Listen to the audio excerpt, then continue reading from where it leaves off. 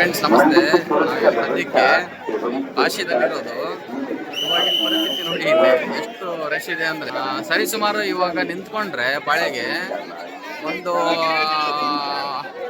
11 ಗಂಟೆ 12 ಗಂಟೆ ಗಂಟ ದರ್ಶನ ಆಗುತ್ತೆ. ಅದರಲ್ಲಿ ಎಲ್ಲ ಕಾಶಿ ಸ್ನಾನ ಮಾಡಿಕೊಂಡು ಎಲ್ಲ ಮಾಡಿಕೊಂಡು ಇವಾಗ ಇನ್ನೇನು ಹೋಗ್ಬೇಕು, ಹೋಗ್ತಾ ಇದ್ದೀವಿ. ನೋಡ್ತಾ ಇರ್ಬೋದು, ಇನ್ನೇನು ಹೋಗ್ತಾ ಇದ್ದೀವಿ ಮೇನ್ ದರ್ಶನ ಗೇಟ್ ಹತ್ರ.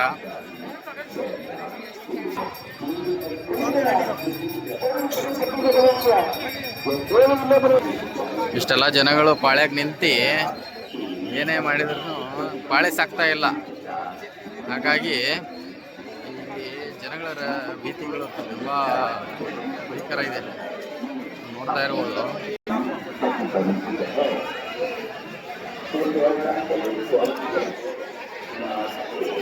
ನೋಡ್ತಾ ಇರ್ಬೋದು, ಕಾಶಿಯಲ್ಲಿ ದರ್ಶನ ಮಾಡೋಕೆ ಅಂತ ಬಂದಿದ್ದೀವಿ. ನೋಡಿ, ಅಲ್ಲಿ ದೇವರ ದರ್ಶನ ಆಗ್ತಾ ಇದೆ ಆಯ್ತಾ. ಅದೇ ನಮ್ಮ ಅದೃಷ್ಟ ಅನ್ಕೋಬಹುದು. ಇಷ್ಟೆಲ್ಲ ರಶ್ ಅಲ್ಲಿಗೆ ಹೋಗಿ ದರ್ಶನ ಮಾಡಬೇಕಂದ್ರೆ ತುಂಬಾ ಕಷ್ಟ ಆಗುತ್ತೆ. ಎಲ್ಲ ನೋಡಿ,